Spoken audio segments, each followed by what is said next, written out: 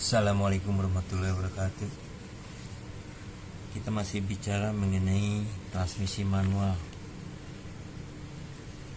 Yang mau kita bahas pada kali ini yaitu gangguan pada transmisi manual.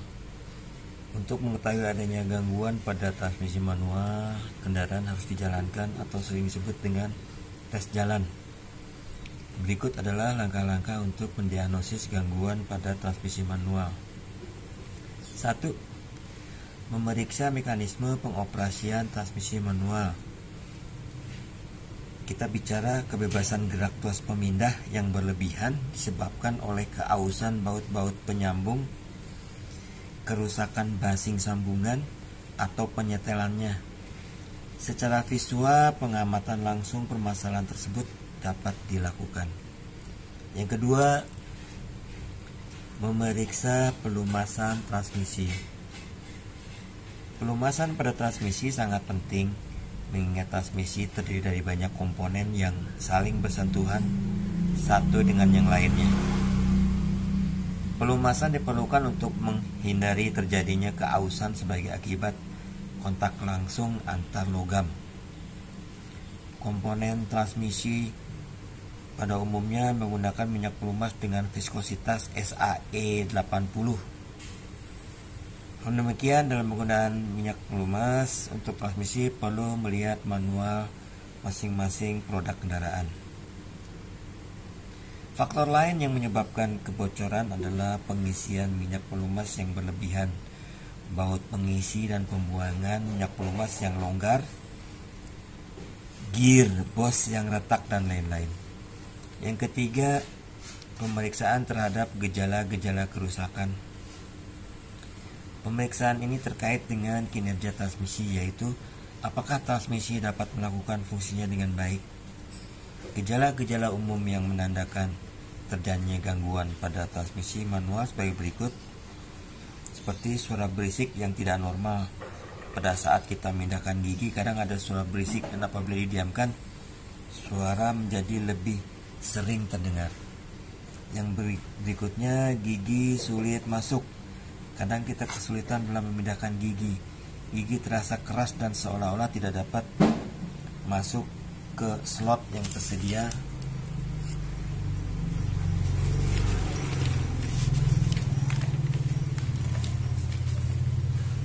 Yang berikutnya, tidak responsif.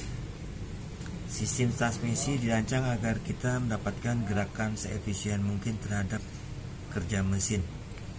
Bila kendaraan tidak bergerak secepat kerja mesin, maka dipastikan ada masalah dengan kendaraan kita. Penyebabnya dapat berupa kopling yang aus atau spare part pada bagian transmisi lainnya yang tidak bekerja secara maksimal. Yang berikutnya adalah gigi loncat dari hubungan. Pada suatu ketika, tongkat pemindah gigi dapat berpindah sendiri dari posisi satu ke posisi yang lain, atau bahkan ke posisi netral. Yang berikutnya adalah kebocoran minyak transmisi. Kebocoran minyak transmisi, indikasi yang mudah untuk adanya kebocoran adalah terjadinya tetesan pada oli. Sini di buku di halaman 72. Bagian yang didiagnosis, oli transmisi khusus mesin 2 tak. Tindakan setiap dicapai jarak tertempuh adalah ganti setelah menempuh 1000 km dan selanjutnya setelah 5000 km atau setiap setelah 5000 km. Bagian berikutnya di diagnosis adalah kopling. Tindakan setiap yang dicapai jarak tempuh adalah periksa setelah menempuh 1000 km dan selanjutnya setelah atau setiap 5000 km. Diagnosis yang berikutnya adalah rantai penggerak. Tindakan setiap dicapai jarak tempuh adalah periksa, bersihkan, dan lumasi setiap 1000 km.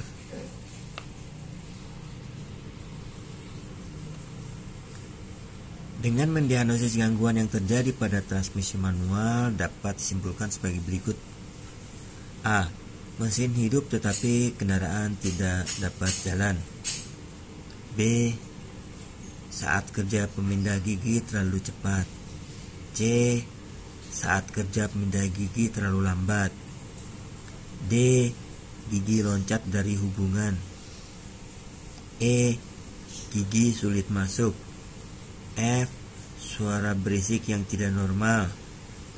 G. Transmisi macet pada salah satu gigi. H.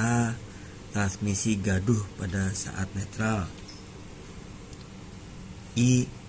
Transmisi gaduh pada saat mundur. J. Oli transmisi bocor. K. Pemindah antar gigi sulit. L. Transmisi melompat antar gigi. M. Terjadi benturan roda gigi saat perpindahan gigi. N.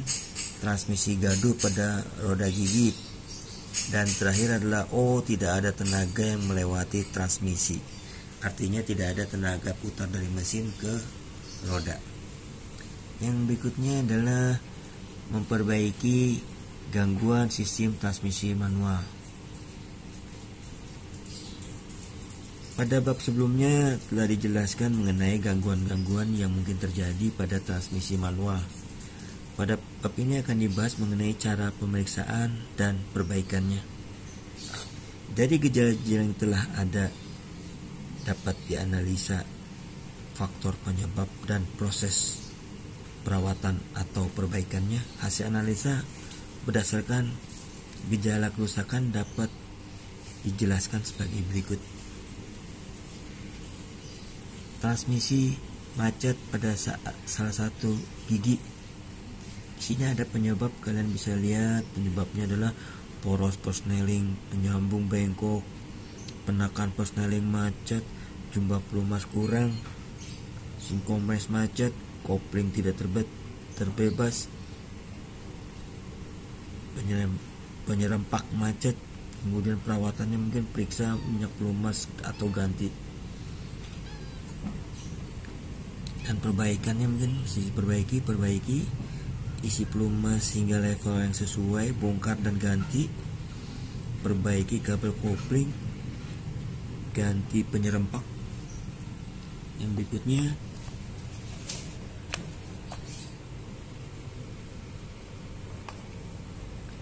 oli transmisi bocor. Di sini kalian bisa lihat penyebabnya adalah pelumas yang tidak tepat.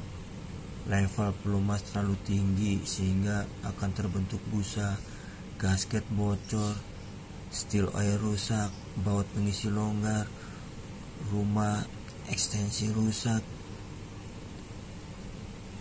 seal pinion, speedometer bocor. Maka perawatannya periksa minyak pelumas, periksa ketinggian secara teratur, cek ulang setelah mengisi oli. Perbaikannya ganti minyak pelumas, isi pelumas hingga level sesuai, ganti kencangkan, ganti seal. Yang berikutnya adalah gigi sulit masuk. Gigi sulit masuk penyebabnya kopling tidak bebas, sinkomes aus, mekanik pemindah aus, jumlah pelumas kurang. Perawatannya setel kebebasan pedal kopling, periksa minyak pelumas dan ganti. Perbaikan bongkar ganti, isi pelumas hingga level sesuai. Mungkin sementara untuk pertemuan kali ini saya akhiri. Terima kasih. Wassalamualaikum warahmatullahi wabarakatuh.